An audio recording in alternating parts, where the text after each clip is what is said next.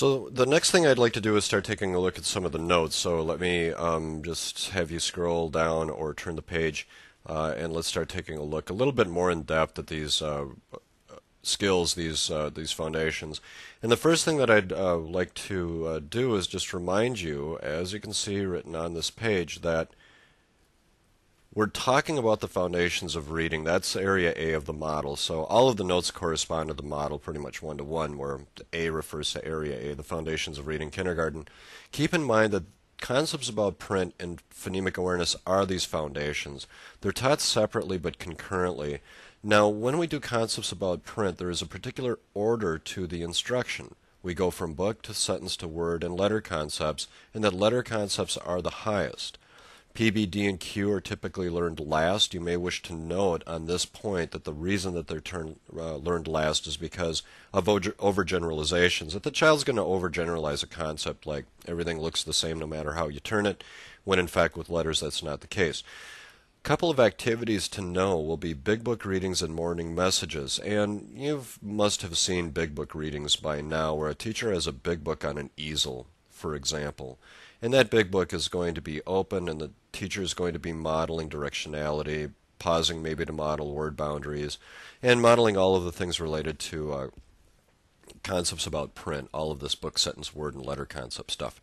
Morning messages, as you know, it's like maybe the kindergarten news or something like that, and the teacher will begin by writing on the board or on a big piece of paper, today is, and then whatever today happens to be. And every day this is done to indicate that we're going to be starting our sentences with a capital, we'll be reading in this direction. We'll be doing all of the stuff related then to concepts about print using an activity like a morning message.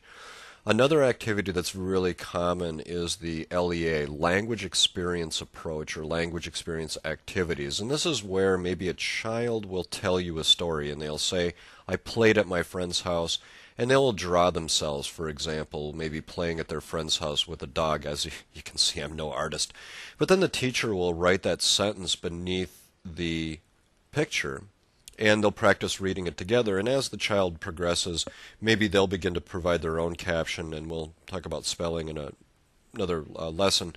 But the point is that, again, we're working on concepts about print, and we're working on directionality. Now, another activity that's important for you to know is the one that's called trace and say. So let me write that in here. Trace and say. And a trace and say activity is one that might be used for all the letters, but certainly will be used for letter confusions. Like, let's say a child has a PB confusion. The type of activity that you want to do is a trace and say activity, and that's where you will teach the child metacognition, and you're going to use kinesthetics, and you're going to use multisensory activities, and you're going to use tactile sensations. For example, a metacognitive portion of this activity would be saying down and up and around to form the letter. And it's metacognitive because you could have the child thinking through how to create the letter by using little tags, down, up, and around, down, up, and around, down, up, and around. And also physically tracing that letter with the finger gives it sort of a tactile association with it and helps the child use other senses and other skills to identify the letter. So please be sure that you understand that trace and say activities are both multisensory and metacognitive. Multisensory in that they use many senses, metacognitive in that they provide some kind of way to think through the shape of the letter. For example, down, up, and around would be the metacognitive portion of that activity. Okay, so that takes care of the foundations of reading. Let's take a look now, if we could, at phonemic awareness, and we get that in your window a little better. This is a separate skill, remember. Here what we're trying to do is simply identify sounds, and we're going to do it in an order. We're going to begin by just identifying sounds, blending sounds, and then ultimately segmenting sounds. Now, let's imagine that we are working with a kindergarten child and the target word is cat. We start by identifying sounds. So the teacher says this word cat and asks the child, what's the first sound you hear in cat? Well, the student's response is going to be K. Now that S stands for the student. T is for teacher, obviously. So in identifying an initial sound, we want the child to give you a first sound. Now you certainly could go after the final sound. Medial sounds might be a little hard to hear, but that's the most basic phonemic awareness level that we can discuss. The next level, blending, where we have K, A, T, a teacher saying separate phonemes, and the student blending them together. This is an activity that's a little bit more advanced than simply identifying an initial or a final sound. Here the child is to assemble all the phonemes that they hear.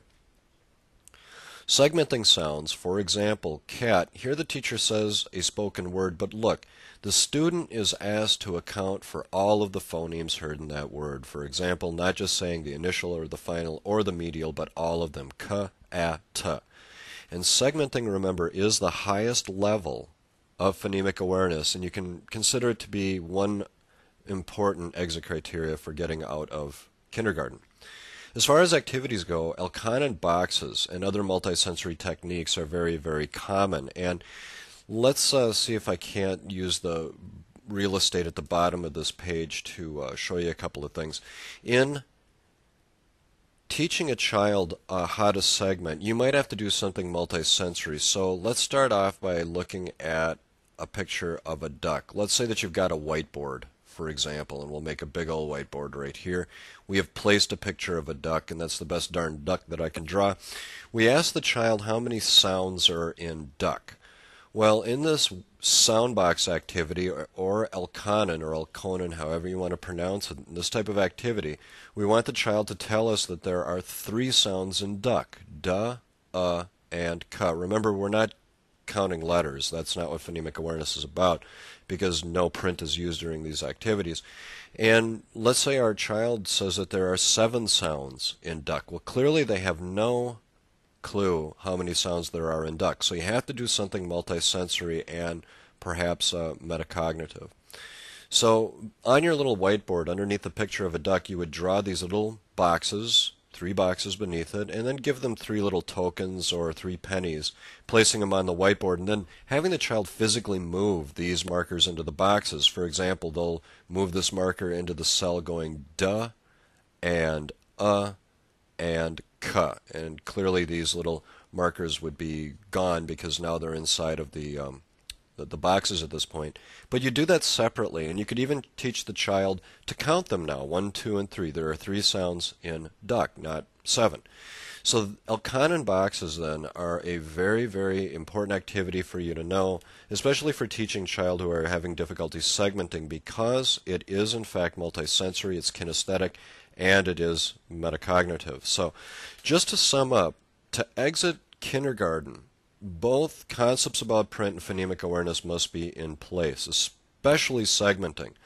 Letter naming and segmenting really are the exit criteria. And something else that you might want to note, I won't write the bullet in here, but maybe you want to jot it down in the margin, is that segmenting is extremely important for all of these reading programs and even for the standards. The idea is that segmenting predicts reading success in the later grades. If, for example, we had visited an adult school where we have adults who are having great difficulty learning to read, they would say that it isn't perhaps the lack of books, though that might be a factor. It isn't the lack of letter naming, though that may be a factor. The biggest predictor is going to be segmenting. It would be said that these folks unfortunately have a difficult time segmenting and therefore have a difficult time with one of the most important predictors and one of the most important foundations of learning to read. Okay, well, the next place that we are going to go is back to our little model, and now I'm going to do the big reveal so that you can understand why these foundations are so important, why these foundations of concepts about print and phonemic awareness are so important in this area, decoding and fluency. So let's pick that up when I come back.